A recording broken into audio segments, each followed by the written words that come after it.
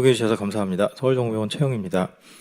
예, 이 MI 이후에 SCD 프리벤션에 대해서 EF가 서피션트하지 않은가 이런 논란이 예전부터 있었는데요. 요새 나온 데이터들도 있고 해서 이전과 같이 리뷰하면서 좀 빨리 말씀을 드리도록 하겠습니다. 그래서 AMI 후에 이런 서든 아리스믹 데스의 리스크가 있다는 것은 다들 잘 아실 거고요. 그래서 이런 서든 SCD의 리스크는 사실 얼리 피리어드 그리고 나중에 크로닉 피리어드 다 있는데 약간의 이제 인시던스의 차이는 있지만 얼리 피리어드에서도 이런 벤트리클 아리스미아 6개월 MI 6개월 이내에 생기는 비율이 이 정도로 상당히 높고요. 6개월 이후에도 크로닉하게도 이런 VT나 VF는 서든 카디악 데스를 하는 리스크가 이런 카디악 데스 중에 상당히 많은 포션을 차지하는 것을 알 수 있습니다. 이런 이벤트 레이트는 주로 MI 이후에 처음 피리어드에 많이 생기고 시간이 지날수록 줄어드는데 처음 한 달 사이에는 1개월 약 1.4% 정도 SCD 리스크가 있다면 한 6개월 이내에는 1개월에 0.5% 이후에 점점 낮아져서 한 1년에 1에서 2% 정도로 나중에 낮아지는 그런 형태를 보이고 있습니다. 이런 SCD가 있기 때문에 어떤 환자가 서든 카테이스를 하는지 잘 이제 프리딕션을 해야 하고 가장 잘 알려진 크라이테리아 LVEF로 나눌 수가 있는데요. 이전에 많은 대규모 연구에서 한 10,000명 이상의 연구에서 이젝션 프랙션을 30% 정도를 기준으로 잡았을 때 30% 이하의 환자들이 가장 리스크가 높은 것을 알 수가 있고 그런 환자들에 있어서는 그 1개월 SCD 레이트가 처음에는 2%까지 상당히 나중에도 한 다른 군에 비해서는 한 2배 이상 SCD 리스크가 높은 것으로 알려져 있어서 저희가 주로 LVEF를 사용해서 이런 환자들을 프리딕션을 하고 있습니다. 그래서 ICD를 통해서 보통 이런 이제 SCD 리스크를 프리벤션한 시술을 하게 되는데 그런 트라이얼은 잘 아시듯이 메디, 데핀 여러 가지 트라이얼이 있는데 주로 이젝션 프랙션을 30% 혹은 35%를 사용하게 되는데 이제 마지막에 SCD 헤프튼 이젝션 프랙션 35% 기준으로 했을 때 ICD가 베네핏이 있는 것을 보여주었고 다이너마 트라이얼에서는 이런 이젝션 프랙션을 AMI 40일 이내에 쟀을 때는 이것으로는 정확히 디스크리미네이션 할 수 없다 이런 결과들이 있어서 현재 가이드라인이 정해지고 있습니다. 그래서 전에 SCD 헤프트는 그랬었고 또 이젝션 프랙션 40 이하인 경우에도 이제 인베이시브 일렉트로 피지올로지를 해서 VT가 인덕션 된 환자에서는 역시 디피브레이터 효과가 있었다 이런 데이터들이 있었고요. 이를 통해서 현재 프라이머리 프리벤션은 인디케이션을 대략 이젝션 프랙션이 40% 이하일 때 환자에서 이젝션 30%나 35%인 경우에는 이제 클래스 1, 40% 이하일 경우에는 이런 EP에서 인덕션이 될 때 클래스 1 이 정도로 IC 인디케이션을 가지고 있습니다. 하지만 이제 보면은 이런 기준이 거의 LVEF에 의존을 하고 있는 기준인데요. 기준에서 ICD를 넣는 게 여러 가지 한계가 있습니다. 그래서 첫째로는 SCD가 아까 보여드렸지만 MI 제일 조기에 많이 발생하는데 이 젠 이젝션 프랙션을 MI 바로 조기에 사용을 하면은 ICD가 이득이 있는 군을 사실 구별을 하지 못했습니다. 잘 아신 다이너마이트 아이리스 트라이얼에서는 MI 이후에 40일 이내 혹은 30일 이내에 이젝션 프랙션을 기준으로 ICD를 삽입을 했더니 하이리스크 환자만 선별했음에도 불구하고 컨트롤 그룹에 비해서 ICD가 효과가 없는 결과를 보여주어서 저희가 현재 ICD를 보통 대략 한 달 반에서 3개월 이후에 이젝션 프랙션을 기준으로 정해야 되는데요. 그렇게 되면 문제가 그 3개월 이내에는 서든 데스 하는 환자를 프리벤션 할 수 있는 방법이 없습니다. 그래서 그런 환자들을 프리벤션 하기 위해서 또 베스트 트라이얼이라는 것이 예전 NEJM에 발표가 됐었는데요. 이것은 이제 웨어러블 ICD이고 처음에 MI 이후에 처음에 이런 리스크가 높을 때 그때만 잠깐 ICD를 입혀서 프리벤션을 해보려고 했었는데 이 연구 역시 처음에 이젝션 프랙션 35% 기준으로 웨어러블 ICD를 입혔지만 이런 서바이벌 베네핏, SCD에 있어서 베네핏을 증명을 하지 못했습니다. 그래서 이것을 볼 때 이제 이젝션 프랙션 단독으로 조기에 서든 데스 하는 환자를 선별하기가 좀 어렵지 않을까 이런 것들이 있을 수가 있는데요. 그리고 이유가 이제 처음에 서버큐 스테이지에 서든 데스 한 이유들은 이런 레시드럴 MI, 심파스틱 액티비티 또 마이오카드 스터닝이나 일렉트로드 임밸런스 여러 가지 것들이 연관이 있는데 이것은 아까 말씀드린 처음에 이제 스카이에서 VT가 생기는 기전과는 관련성이 떨어지기 때문에 이젝션 프랙션 단독으로 예측이 어려울 수 있겠습니다.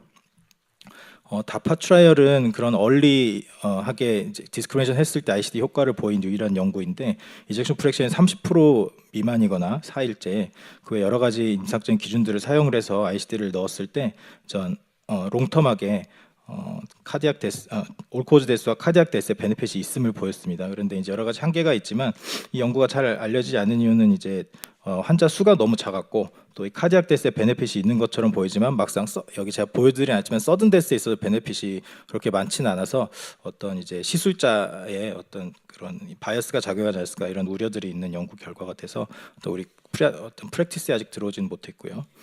그래서 이런 이제 후향적 연구를 통해서 MI가 있었을 때 실제 아웃 오브 하스피탈 카디악 어레스트가 얼마나 발생하는가 이런 것들 프리딕터를 본 연구가 있었는데요. 스웨덴에서 약 12만 명을 대상으로 MI 후의 환자들을 봤더니 이제 3개월 이내 아웃 오브 하스피탈 어레스트가 약 0.29% 사실 적긴 한데 이 정도가 발생을 했었는데 대략 뭐 남자, 다이아베티스, 시비어 레날 디스펑션, 킬립 클래스, 뉴온셋 AF 이런 것들이 유의하게 프리딕션 하는 밸류가 있었고 그 이젝션 프랙션도 역시 30% 미만일 때 가장 리스크가 높다 이런 프리딕터들이 알려져 있었습니다. 이 연구가 2020년에 나왔었는데 저희가 이제 그 코리아 MI 우리나라 다기관 레지스트리인 코리아 MI 레지스트리로 비슷한 연구를 당시 진행을 하고 있었는데요. 그때 저희는 한 10,000명 정도의 우리나라 데이터를 가지고 역시 MI 이후에 3개월 이내 얼리 카디악 데스 이제 아웃 오브 하스피탈 어레스트는 아니고 얼리 카디악 데스를 하는 비율을 봤더니 약 168명 1.6% 정도에서 3개월 이내 카디악 데스가 있었고 이때 저희도 본 프리딕터들이 시비어 LV 디스펑션, 킬립 클래스 또 시비어 레날 디스펑션 이런 것들로 앞과 좀 겹치는 그런 프리딕터들이 얼리 카디악 데스를 예측할 수 있는 밸류가 좀 있지 않을까 이런 결과를 본 적이 있습니다. 그래서 이런 것들로 어떤 스코어 모델을 만들었을 때 이젝션 프랙션에 추가로 다른 리스크 팩터가 있다면 더 확실히 얼리 카디악 데스가 있다 이런 걸 보여줬었고요. 두 번째로는 LVF 단독으로 하는 것의 한계는 MIU의 사실 대부분의 환자는 이젝션이 떨어지지 않은 환자들이 많다는 것입니다. 그래서 이런 유럽의 멀티센터 코트 스터디를 보면은 MIU 환자 약 2,100명 정도를 대상으로 봤을 때 한 서든 카디악 데스가 3년 동안 약 2.4% 정도 있었는데요. 실제 EF가 35% 미만이었던 환자는 약 7. 인시던스가 7.5%, 여기 1.8% 훨씬 높지만 환자 수가 여기 넌 리지스트 환자가 1,900명, 220명이라서 앱솔루트 넘버는 이쪽이 훨씬 많습니다. 그래서 실제로 우리가 이 기준으로 ICD를 하면은 더 많은 환자들은 예방을 할 수가 없게 되는 그런 한계가 있습니다.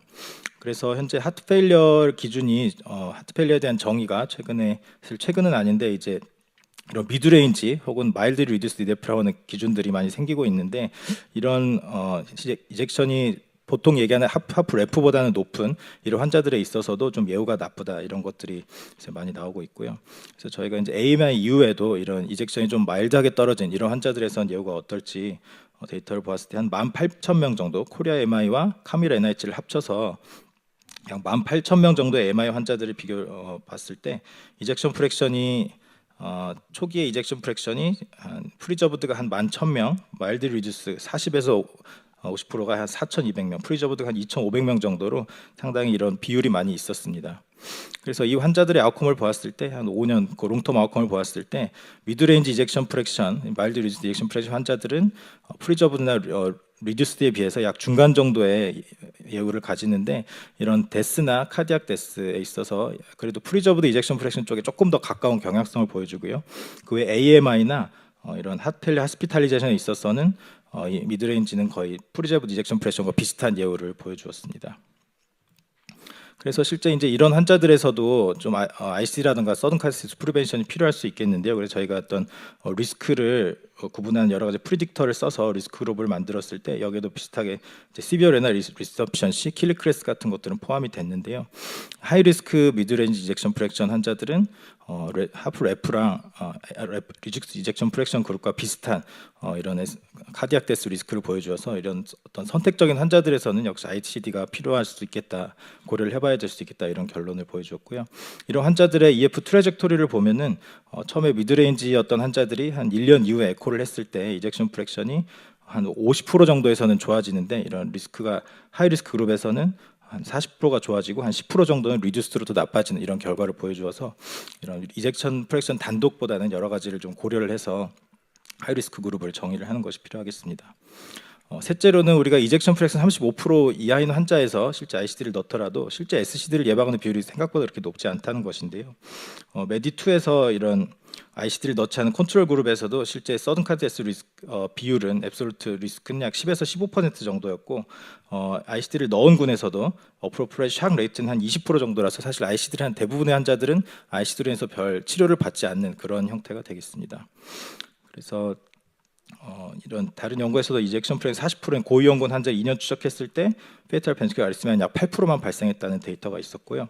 그래서 이젝션 프랙션 말고도 다른 여러 가지 것들을 이제 사용해서 보았을 때 하트레이트 베리어빌리티나 이제 EP를 하는 프로그램드 일렉트로 스티뮬러스 같은 것들이 좀 그런 것들 예측하는 그런 밸류가 있다라는 것들을 보여주었었는데요.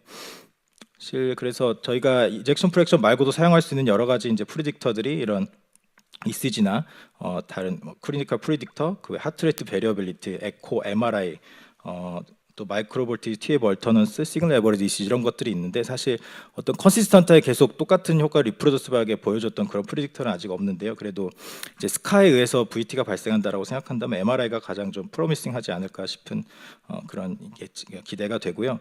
특히 넌 ICM에서는 이렇게 카디악 MR을 사용했을 때 이런 마이오카디얼 파이브로시스의 버든이 이젝션 프랙션보다 훨씬 더 이런 서든 카디악 데스 환자를 잘 구분한다라는 것이 얼마 전에 발표가 됐었습니다. 유럽에서 이제 이러한 문제 인식을 가지고 이제 MI가 있는 환자에서 어떤 환자를 정확히 서든 카디악 데스 프리벤션을 하자 이런 프로피드 컨소티엄이 있었는데요. 최근에 발표된 결과에서는 약 14만 명을 대상으로 프리딕션 해보려고 그랬는데 정확히 예측을 하는 것이 불가능했다라는 좀 아쉬운 결과가 발표가 됐었습니다. 이 결과는 유로피언 하트 저널에 실렸는데 14만 명을 대상으로 여러 가지 코호트가 있었는데 여기서 이제 ECG 에코 여러 가지 캐릭터리스틱을 가지고 프리딕션을 했고 MRI는 한 2,000명 정도 찍었었는데 결국은 이런 여러 가지 모델 MRI를 포함을 하더라도 정확하게 서든 카데스를 예측하는 AUC가 한 0.5 정도밖에 되지 않아서 굉장히 실망스러운 결과다 이런 아쉬운 결과가 보여주었었고요. 그래서 아직까지는 우리가 알고 있는 프리딕터를 가지고 MI 이후에 서든 카데스를 프리딕션 하는 것은 아직 굉장히 그 결과가 아직은 좀 리미테이션이 있는 것 같습니다. 그래서 퓨처는 여기에 좀 AI가 결국 해야 되지 않을까라는 그런 생각이 있고요. 그래서 이런 ECG나 이미징을 가지고 AI를 사용했을 때 제가 가져오지 않았지만 여러 가지 이제 국소적인 연구 결과들 AUC가 0.8에서 0.9까지 되는 그런 결과들도 있고 또 이제 인베이시브 EP 대신에 어떤 디지털 트윈스를 통해서 리스크 오브 애시드를 좀 더 정확하게 예측해보는 퓨처에는 그런 방향이 되지 않을까 생각을 하고 있습니다. 그래서 결국은 이런 모든 것들을 통합해서 퍼스널라이즈 리스크 프리딕션을 하는 그런 모델이 나중에는 개발이 돼서 저희가 ICD를 하는데 많은 도움을 주지 않을까 그렇게 생각을 하고 있습니다. 강의 여기까지 준비하겠습니다.